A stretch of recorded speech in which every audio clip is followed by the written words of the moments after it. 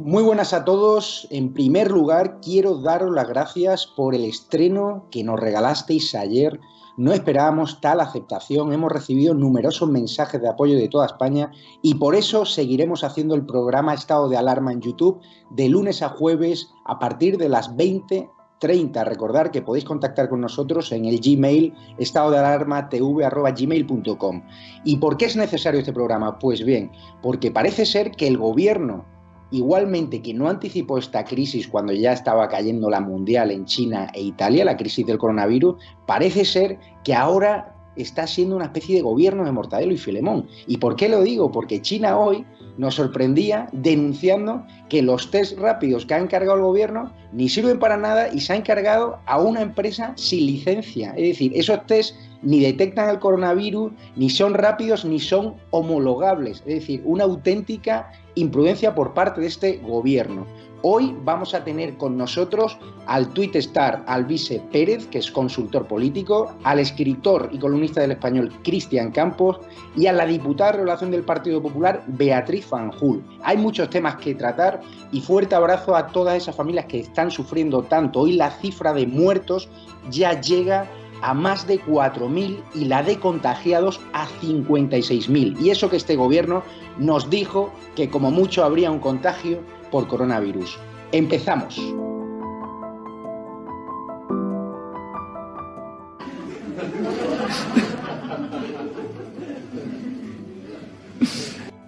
Nosotros creemos que España no va a tener, como mucho, más allá de algún caso diagnosticado. Esperemos que no haya transmisión local. Si la hay, será transmisión muy limitada y muy controlada. Sí, yo no le recomiendo a nadie nada relacionado con una manifestación. Yo creo que cada uno tiene que expresar sus ideas como considere y que si consideran que tienen que estar en la manifestación, que estén. Si consideran que no tienen que estar, que no estén. ¿Cómo explica que Alemania con 15.000 casos positivos tenga 44 fallecidos y en España con 18.000 superemos los 800? No lo puedo explicar. ¿Qué le diría usted a una mujer que está dudando en ir o no a la manifestación de rechazo? ¿Qué le diría? Que le va la vida, que le va su vida.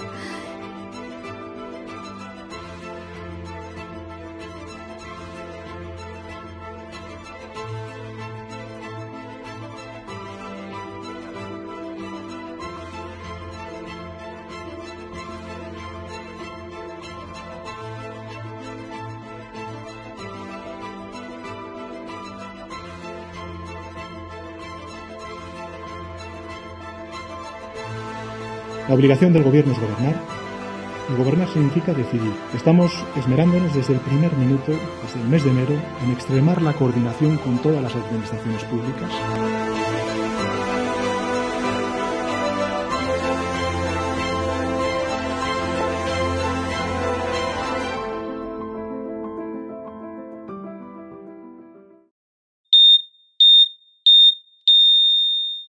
Muy buenas a todos. Tenemos en Cádiz al columnista del Español y azote del independentismo, Cristian Campos. ¿Qué tal te encuentras?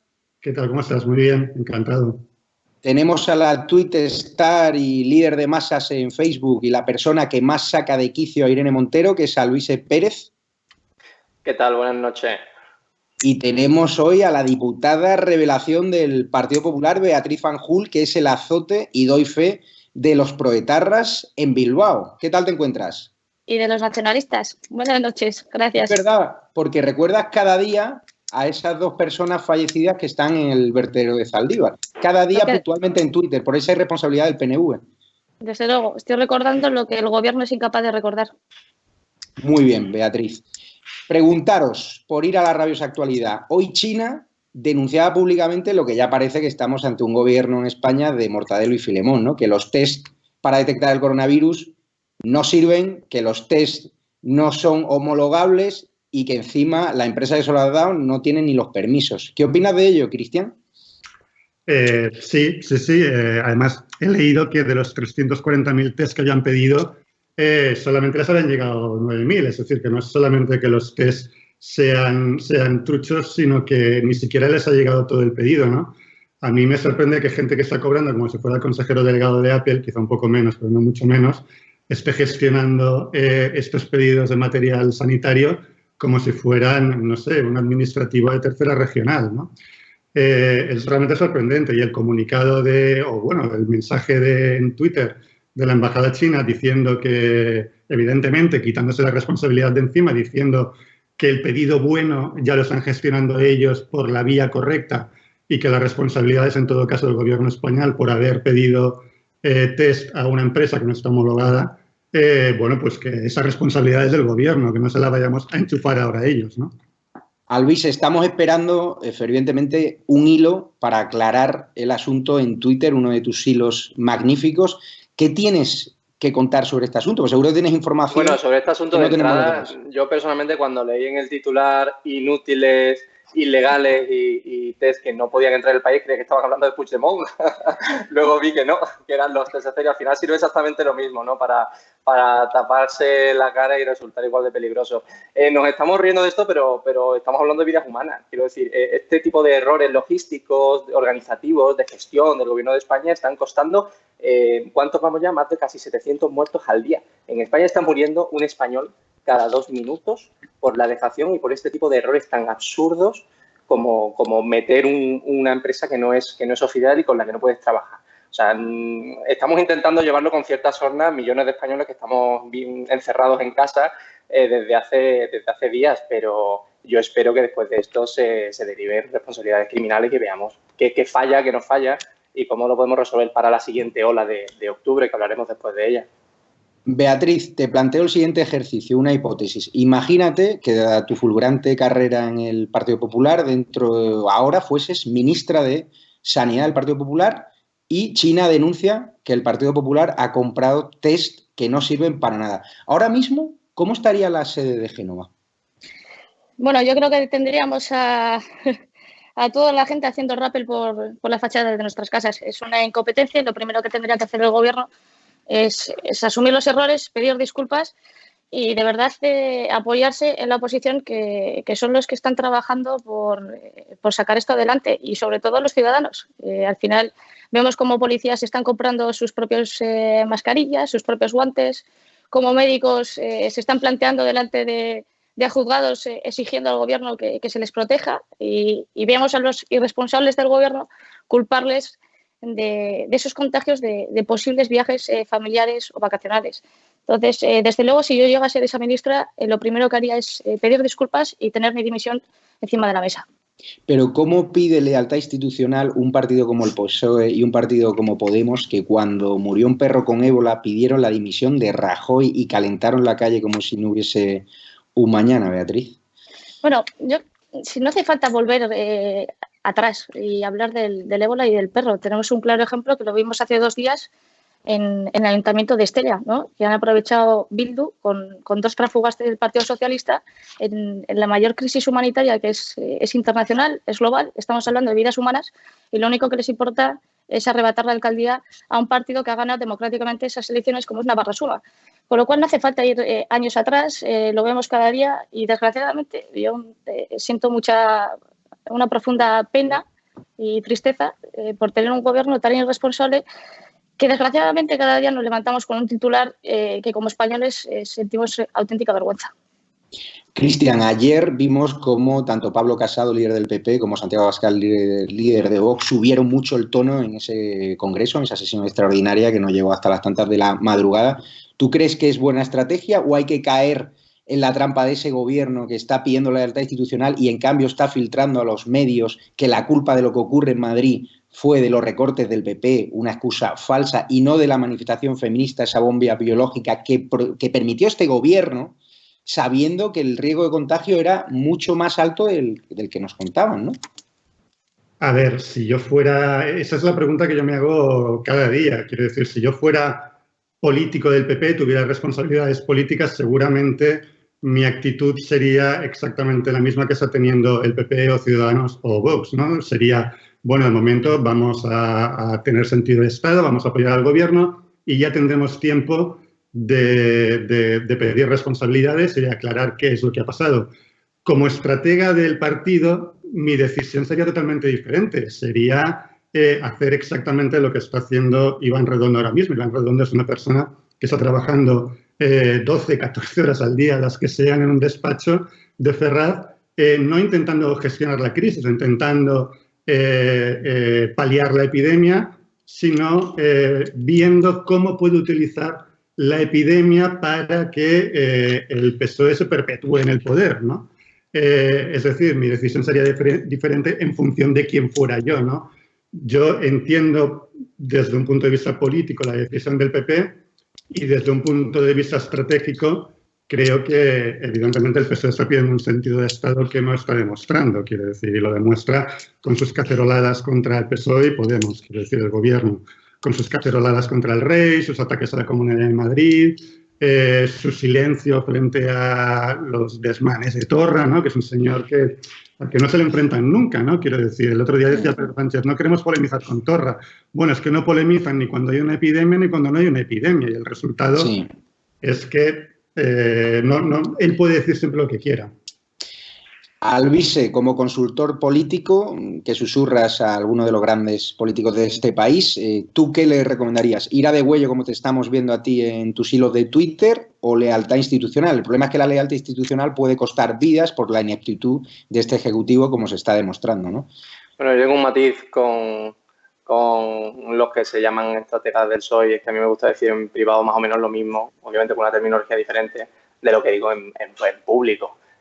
Y básicamente no ir a degüello, es sencillamente autodefensa nacional. Tenemos ahora mismo un gobierno que no tiene ningún tipo de credibilidad. ¿Qué credibilidad tiene Simón cuando lo ven millones de españoles en la televisión si hace 7 días negaba en redondo toda esta crisis? ¿Qué credibilidad tiene un gobierno que sigue intentando decirnos que la culpa de lo que está pasando por los recortes del PP, que no existen, porque no hubo recortes en la Comunidad de Madrid, o que desliga esta enorme crisis sanitaria del 8 de marzo, cuando todos sabemos que el 8 de marzo y todos los datos alrededor de ello son aplastantes? No solamente en la cobertura informativa que tenía el gobierno, porque lo teníamos los analistas políticos, también lo tenía el gobierno, y estoy hablando de la advertencia de la OMS el 23 de enero, estoy hablando del 30 de enero, cuando lo volvió a advertir la Organización Mundial del Comercio, estoy hablando del 3 de marzo, cuando lo advirtió la Unión Europea, el 8 de marzo, cuando Portugal declaraba el estado de alarma con solo 78 casos, y aquí el gobierno de España, con 17 muertos y cientos de infectados, convocaba el 8 de marzo. Confiar en un gobierno que nos miente sistemáticamente diciendo que no tiene absolutamente nada que ver una manifestación que cuadruplicó el número de hospitalizados 5 días después, o que 7 días después el número de contagios aumentó un 2.300%. ¿Cómo podemos creer a este gobierno? La estrategia, obviamente, es a degüello y hacer que este gobierno caiga a la máxima brevedad, porque es un peligro nacional.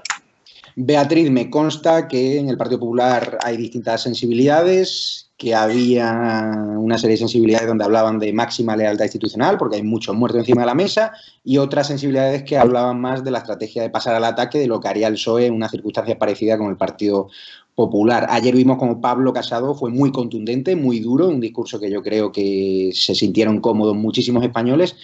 ¿Cómo lo viste? Yo creo que Pablo está demostrando un liderazgo y un compromiso y además una generosidad con lo que se espera de él y lo que esperan todos los ciudadanos españoles, porque estamos hablando de vidas humanas. Yo sí que hago una diferencia. Una cosa es lealtad institucional y otra cosa es que nos llamen imbéciles todos los días. Y tú puedes poner esta mejilla y al día siguiente poner la otra, pero llega un momento que dices hasta aquí. Tenemos a Podemos, no sé si os acordáis del vídeo que sacaron politizando el dolor. O sea, sacaron un vídeo totalmente inhumano donde recogían todas las desgracias que habían pasado a lo largo de los últimos años con el tema del Prestige, con el tema del ébola. Y vamos a ver, estableciendo una serie de comparativas, de decir, pero vamos a ver, o sea, ¿en qué momento? Lo vimos con la cacerolada del rey. Ábalos salía diciendo que no se perdonará a aquel que busque rédito político, ¿no? de una tragedia nacional. Yo creo que era una autoadvertencia para su propio partido y para sus propios socios de gobierno, porque lo hemos visto como además cómo nos han colado a Pablo Iglesias en el CNI, cómo nos han colocado los indultos. Vamos a ver, hay prioridades y la prioridad del Partido Socialista es su propia supervivencia. Cristian, Cataluña, que en tus libros desmontas siempre la falacia del independentismo, de repente, de la noche a la mañana, nos hemos enterado que se han multiplicado los casos. Es decir, ¿ha habido ocultamiento de información por parte de esa dictadura independentista? Esa sospecha. Además, hay detalles muy curiosos, ¿no? Porque la Generalitat no da las cifras de la misma manera que las dan otras comunidades, ¿no? Entonces, por ejemplo, el domingo en Madrid hubo 873 nuevos casos y en Cataluña 1.221. El lunes en Madrid 1.777 y en Cataluña volvió a haber más casos, 1.939. Y de repente pues se publican una serie de artículos en la prensa diciendo que Cataluña ya crece a mayor ritmo de contagio que Madrid y de repente el martes Cataluña ya se pone a la par de Madrid y ayer miércoles la diferencia era brutal, ¿no? En Madrid habían aumentado 2.569 y en Cataluña solamente 1.655, ¿no? Es muy sospechoso, es decir, hay muchos factores que pueden influir ahí, el ritmo a los que se hacen los test, en fin, hay varios factores que pueden influir, pero es muy llamativo que justo cuando salen las informaciones que dicen que Cataluña está creciendo a mayor ritmo que Madrid, en ese momento de repente se ponen a la par y empieza a descender, ¿no? Es muy llamativo. Alvise, hay muchos seguidores que nos están preguntando, y además que te hagamos a ti la pregunta, que siempre fiscalizan muy bien a Pablo Iglesias, si es cierto ese rumor que corre en las redes de que tienen una UBI móvil en el chalet de Galapagar, porque vimos cómo ese chalet lo protege la Guardia Civil, a pesar de que él en su día ya puso a parir a nuestros agentes de la seguridad, y preguntarte, ¿es cierto esa historia? ¿Has podido corroborar? El rumor inicial es que esa zona está cercada y a 200 metros no se puede acercar uno al chalet. El rumor inicial, de hecho, eran 2 UBIs y es falso. El que tiene designada, quien tiene designada, si no me equivoco, 2 UBI móviles es Moncloa, que completamente lo puedo comprender, etcétera. Hasta donde yo tengo entendido, sí, es cierto. Hay una UBI móvil frente a la casa de Pablo Iglesias con 2 profesionales preparados para el uso de la maquinaria que hay ahí dentro y sí, o sea, es cierto. Fuiste de las primeras personas, yo creo que diste la exclusiva en Twitter, adelantaste con varios días de antelación que 2 miembros del gobierno participaron en esa manifestación feminista, dieron positivo. ¿Por qué se ocultó esa información inicialmente? ¿Se trató de esconder a todos los españoles? El motivo real es algo que quizás no sabremos nunca, pero todos podemos más o menos sacar ciertas conclusiones. ¿Por qué el mismo día de la comparecencia de Pedro Sánchez no se confirma el positivo de Carmen Calvo y, sin embargo, 24 horas después sí? Pues a lo mejor cualquiera que pudiera hilar temas podría llegar a la conclusión de que no querían que en esa comparecencia se le preguntara a Pedro Sánchez por el positivo de una de sus ministras.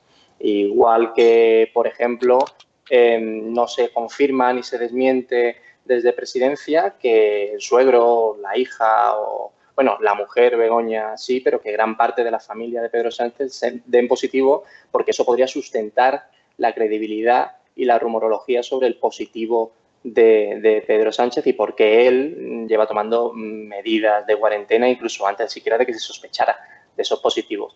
Y intentar informar de estas cuestiones respetando la privacidad de personas que no son del ámbito público, etcétera, es muy respetable, pero lo sería más si el gobierno nos facilitara cierta información que oculta sistemáticamente a la prensa y a los medios de comunicación. ¿El por qué ocultan sistemáticamente a la prensa y a los medios de comunicación esta información? Pues por el mismo motivo, entiendo yo, que nos enteramos de los contagios del virus de Wuhan con 1 mes y medio, 2 meses de atraso, porque bajo mi punto de vista el socialismo tiene esa manía en su ADN de querer planificar culturalmente la población y controlar toda la información que viene, va y que fluye. E igual que nos mintió China sobre los contagios, nos miente este gobierno sobre la información que nos proporciona. Beatriz, formas parte de un partido donde la presidenta de la Comunidad Madrileña, Isabel Díaz Ayuso, y el alcalde de Madrid están haciendo los deberes. La Comunidad de Madrid encargó con mucha previsión esas miles de mascarillas, esas millones de mascarillas que se quedaron retrasadas en determinados cuarteles, en determinadas aduanas. ¿Por qué? ¿Por qué la Comunidad de Madrid sí actuó con previsión? ¿Por qué exigió durante 10 días antes de la manifestación del 8M que pusiese el gobierno central un plan de choque encima de la mesa? ¿Y por qué este gobierno no se escuchó ni a Almeida ni a Díaz Ayuso? Bueno, yo creo que hay una diferencia, que estamos comparando el Partido Socialista con el Partido Popular. El Partido Socialista está intentando buscar rédito a nivel político y personal y habla solo de su supervivencia. El Partido Popular está pensando en las personas y gracias a Ayuso y gracias a Almeida y a pesar del Gobierno de España Madrid está saliendo adelante y tanto les ha molestado que han empezado con esos bulos, ¿no?, de los recortes de la sanidad, porque en vez de sumar y tratar de remar todos juntos, porque al final estamos hablando de vidas humanas, ¿no? Tenemos que apartar las ideologías, tenemos que apartar los colores y tenemos que remar todos juntos. Y si Ayuso, que además lo ha demostrado en varias ocasiones, hemos visto varios titulares como Ayuso pide, el gobierno dice que no, al día siguiente el gobierno asume. Bueno, pues eso no debería pasar.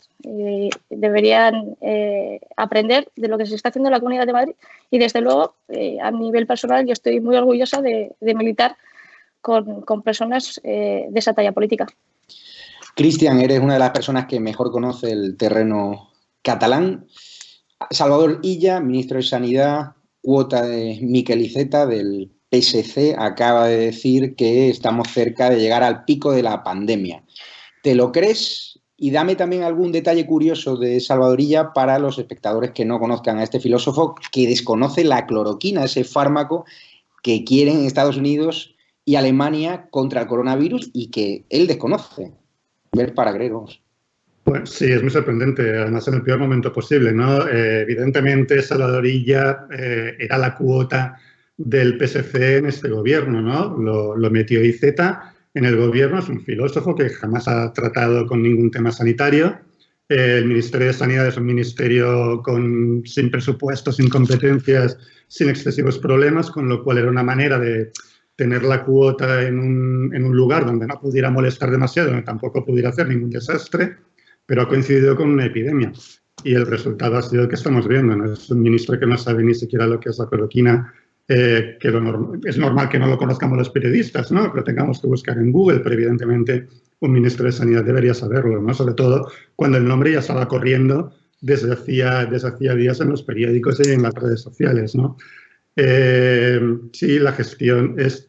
Esta epidemia nos ha cogido con el peor gobierno posible y con los peores responsables posibles. Es decir, no podría haber llegado en un peor momento. Y Salvador Illa es que ni siquiera es lo peor de este gobierno. Con eso te lo digo todo, ¿no? Alvise, tú que tienes el termómetro en las redes sociales del descontento popular, ¿te crees el CIS del Masterchef Tezanos, que da otra vez más la victoria al PSOE? Si Tezanos no le dice la verdad ni al médico, o sea, ni aunque le fuera la vida en ello, le va a decir la verdad. O sea, va a escribir, ¿de verdad alguien se cree el CIS de Tezanos? De verdad. En fin, no, pues claro que no me lo creo. O sea, Tezanos puede decir ahora mismo que Sánchez tiene mayoría absoluta y que los españoles han votado en mayoría en un referéndum legal y conforme a derecho ponerle un busto de oro. O sea, y ¿quién se lo va a creer aparte de la Sexta, de Ferreras y de los 3 sectarios de turno? Pues nadie, no, obviamente no me... Pero vamos, esto es algo que se verá en las urnas. Beatriz, me gustaría saber, y seguidores preguntan, ¿qué va a hacer el PP en el Congreso? Si va a fiscalizar a través de una comisión de investigación al PSOE, su ineptitud, sus errores, si va a apoyar esas querellas que se están presentando por las presuntas negligencias del gobierno que están costando vidas. Es decir, si el gobierno hubiese actuado antes de tiempo, yo soy de la opinión que se habrían evitado muchas vidas porque se habría evitado ese colapso sanitario. ¿Cuál va a ser el papel del Partido Popular? No puedo estar más de acuerdo con esa afirmación que hacen, pero la gente tiene que entender que ahora solo hay una prioridad y es que se dote de mascarillas, de EPIs, que todas las personas, médicos, que todos los enfermos tengan la posibilidad de salir adelante, y esa es a día de hoy nuestra única prioridad. Luego ya tendremos tiempo de ir apuntando y anotando cuáles han sido las responsabilidades y qué medios y qué consecuencias va a tener en todo esto. Y estoy segurísima que la gente tendrá memoria en las próximas elecciones. Pero lo importante a día de hoy son esas vidas. El PP, Cristian, tuvo su 11M. Este 8M, esa manifestación feminista que se ha demostrado que fue un error, ¿crees que le puede costar el gobierno al PSOE y a Podemos en los próximos meses? O sea, ¿pueden resistir a esta crisis tremenda?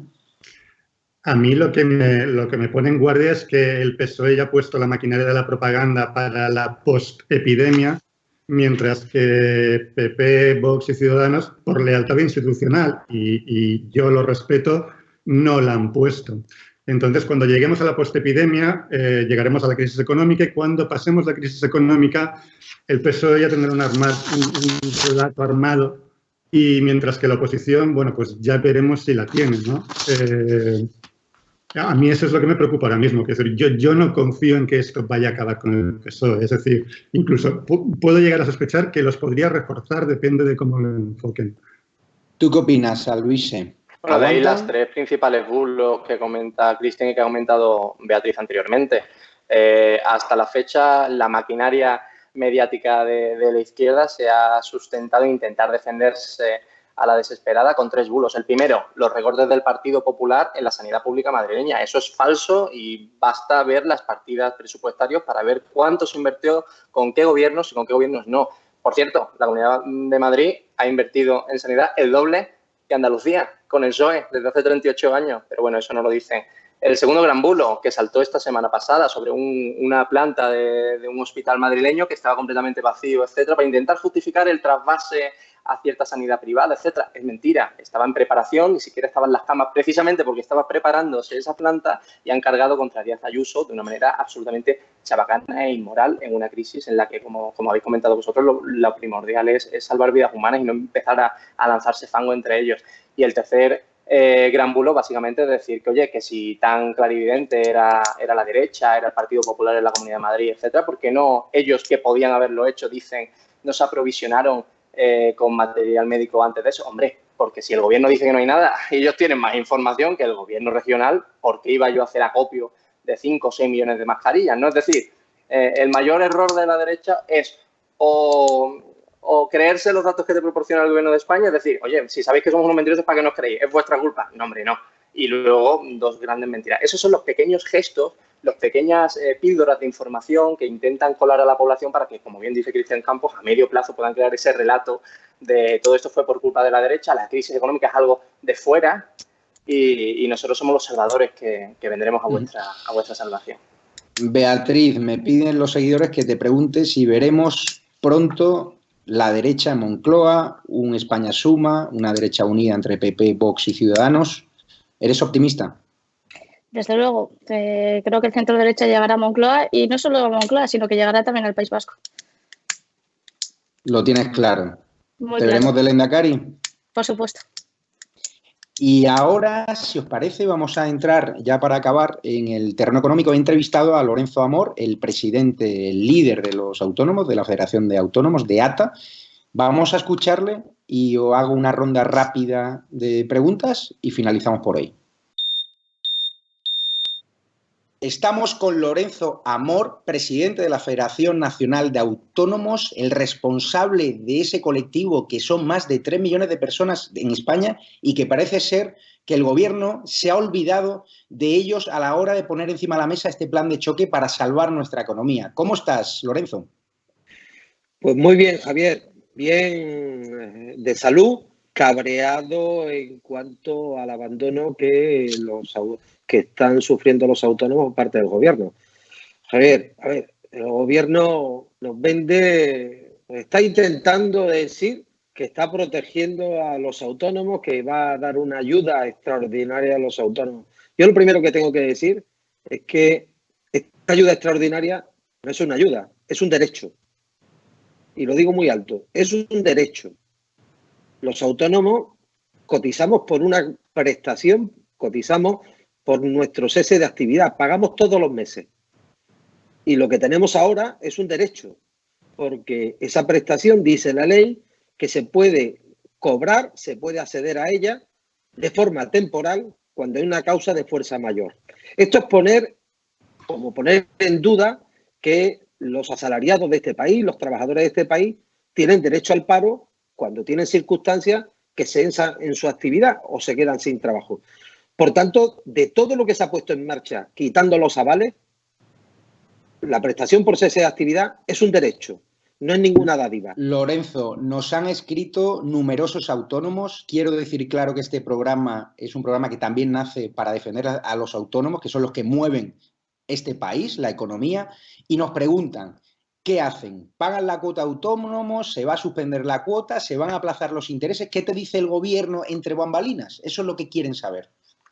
Salvo que mañana tome una decisión diferente el Consejo de Ministros, que puede, porque el Gobierno puede retirar la remesa que tiene emitida ya y que va a mandar el día 31, o vamos a ver el día 31, todos los autónomos cargada en nuestras cuentas. La cuota de marzo se va a cobrar a todos los autónomos, a todos, tengan derecho a la prestación o no la tengan.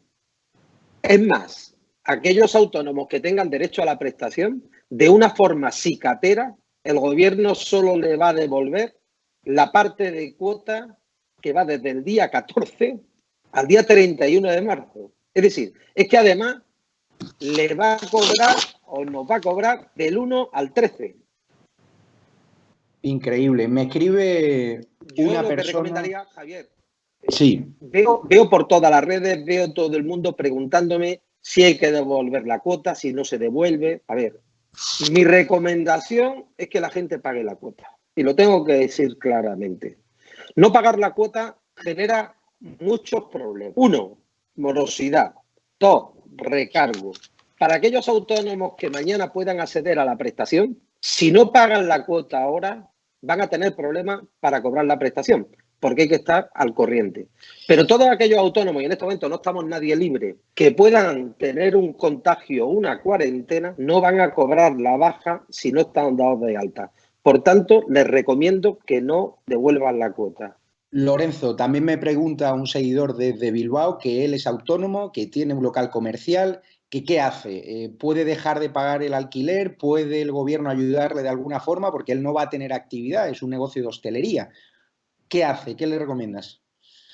Bueno, yo espero que, como en otros países, el gobierno tome nota en el tema de los alquileres. Ahora bien, nosotros lo tenemos muy claro. Los alquileres está por una parte el inquilino y por otra el propietario. Y no hay que olvidar que entre los propietarios hay también muchos autónomos. Yo lo que tengo que tener en cuenta es que en estos momentos hay que proteger al inquilino, pero al propietario y al propietario. Es decir, cualquier medida tiene que dar protección a ambas partes.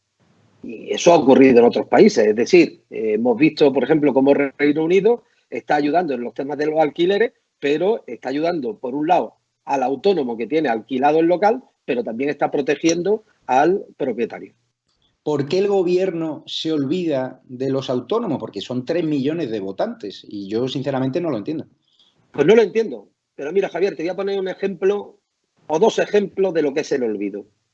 Hoy hemos recibido la llamada de una autónoma, una mujer autónoma viuda, que cobra 150 euros de viudedad. 150 euros. Se ha visto obligado a cerrar su bar por causa de fuerza mayor, es decir, por el decreto de estado de alarma. Esta mujer, según el Real Decreto, no va a poder acceder a la prestación, a pesar de haber estado obligada a cerrar, porque el Real Decreto dice que quedan fuera de la prestación todas aquellas personas que reciben algún tipo de prestación de la Seguridad Social. Al recibir 150 euros de la Seguridad Social, esta señora no va a tener derecho a los 661 euros, pero además va a tener que seguir pagando la cuota. Es una vergüenza. Y esto ha ocurrido porque no han hablado, porque no han dialogado. El gobierno del diálogo social. Otro ejemplo, Javier. Otro ejemplo de las cosas mal hechas. Estos autónomos que van a acceder a la prestación van a cobrar 661 euros y no van a tener que pagar la cuota a la Seguridad Social o se la van a devolver, porque como he dicho antes, el 31 de marzo lo tiene que pagar todo el mundo. Un autónomo que en estos momentos esté en un hospital, en una UCI o en casa contagiado por coronavirus va a cobrar de la Seguridad Social desde el primer día 700 euros. Pero como tiene que seguir pagando la cuota porque no nos han hecho caso y pedimos que no se pagara la cuota desde el primer día, le va a quedar una prestación de 425 euros. Terrible. Eso es lo que la Seguridad Social le va a dar a los autónomos infectados por coronavirus. 425 euros. Al final lo que va a disparar, supongo, Lorenzo, es la economía sumergida, ¿no? Gente que se dé baja directamente y opere, ¿no?, a espaldas de Seguridad Social y de Hacienda. A mí no me preocupa ahora mismo la economía sumergida, Javier. Creo que es un problema que lo tenemos cuando hay época de bonanza.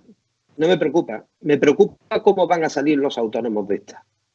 Me preocupa toda la gente que se va a quedar en la cuneta y en el camino. Me preocupa el empleo de muchas personas. Me preocupa la protección social de muchas personas. Y el gobierno mirando para otro lado. Pues Lorenzo Amor, muchísimas gracias por su participación y los seguidores del programa le mandan fuertes ánimos y que siga defendiendo con honorabilidad y con la cabeza arriba a todos los autónomos que, repito, son los que mueven la economía de este país. No los vamos a dejar solos. Yo le mando mucho ánimo, no le vamos a dejar solos. Y si no te importa, les pondré en contacto con tu federación porque hay situaciones que nos están relatando a través del email del programa tremendas, dramáticas, y les pondré en contacto con ustedes. Un abrazo fuerte. Un abrazo, Javier. Muchas gracias. Bueno, habéis visto cómo Lorenzo Amor es muy crítico porque el gobierno se ha olvidado directamente de los 3 millones de autónomos. ¿Cómo lo ves, Alvise? Porque si no me equivoco, tú eres autónomo, ¿no? Correcto, sí. Bueno, yo por mi sector, etcétera, no voy a tener una disminución de ingresos, pero hay millones de autónomos ahora mismo que no van a facturar nada. Y no solo no van a facturar nada, van a tener pérdidas económicas y aún así van a tener que pagar la mensualidad a la Seguridad Social. O sea, quien no comprenda la magnitud de esta crisis tan brutal y vea con buenos ojos que Hacienda siga postergando las ayudas y siga postergando la paralización y la bajada inmediata de impuestos que defiende Vox, Ciudadanos y Partido Popular, es que no es consciente todavía de lo que significa, según el Deutsche Bank, una caída del 18-20% del PIB en la eurozona. O sea, hay un gran porcentaje de consumo que ha desaparecido. La población está completamente parada. Tenemos la industria inmóvil. La diferencia no va a ser entre que superemos o no esta crisis porque bajen o no los impuestos a los autónomos. La diferencia va a ser entre que no nos rompamos como país e intentemos tener ciertos límites de bienestar y la más absoluta y rotunda miseria. O sea, 20 puntos de caída del PIB en la Unión Europea. Quien no entienda lo que es esto no es 2008. Para hablar en términos económicos, la industria turística española es el 16-17% del PIB. Se está hablando de caídas del 20-22% a nivel eurozona y estamos discutiendo sobre si bajarle 2 o 3 puntos la cuota de autónomos o evitar el impago. Es que va a ser una catástrofe e incluso ese tipo de medidas que dice el presidente de Autónomos de España es insuficiente. Hay que hacer una reforma integral, estructural e histórica para reducir profundamente el gasto político, reducir chiringuitos, etcétera. Que estemos hablando de esto y sigamos manteniendo con 1.000 y pico millones de euros las televisiones autonómicas, me parece una absoluta barbaridad. Beatriz, estoy leyendo que el alcalde de Madrid, Almeida, activa su bajada de impuestos mientras Pedro Sánchez se niega a reducirlos en todo el país. El PP rápidamente, en 20 segundos, ¿qué propone en cuanto a impuestos ahora?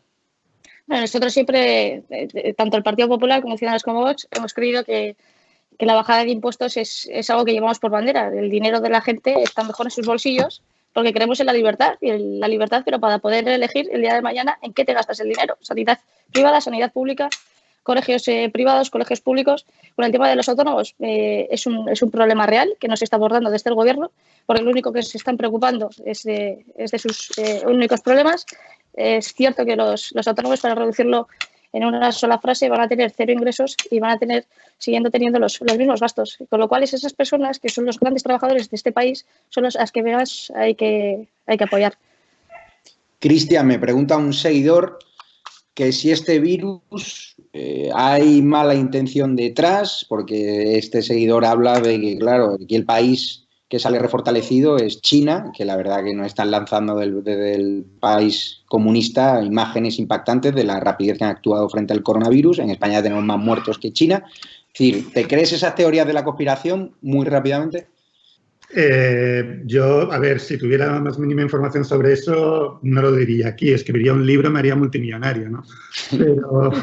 Pero no, yo no creo en las teorías de la conspiración. Creo que es mucho más sencillo. Es una epidemia normal y corriente, con un virus especialmente complicado y ya está. Y nos ha impactado de lleno con el peor gobierno posible en el peor momento posible. No tiene mucho más secreto, creo yo.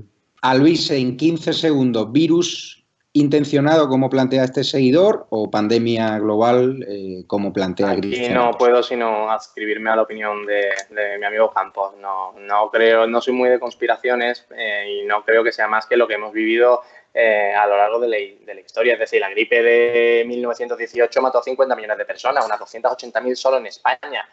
Y no fue, por cierto, un problema de movilidad, porque tras una guerra civil y con una movilidad tan pequeña como la que había en los años 20 del siglo pasado, el problema no era ese. Y esto me hace, por cierto, apuntillar con algo que me preocupa. Si no hacemos en España test masivos, el confinamiento no sirve para nada. O sea, tenemos que saber que la gente que sale a la calle no está contagiada, porque si no es que vamos a seguir en las mismas. Pero no creo que sea...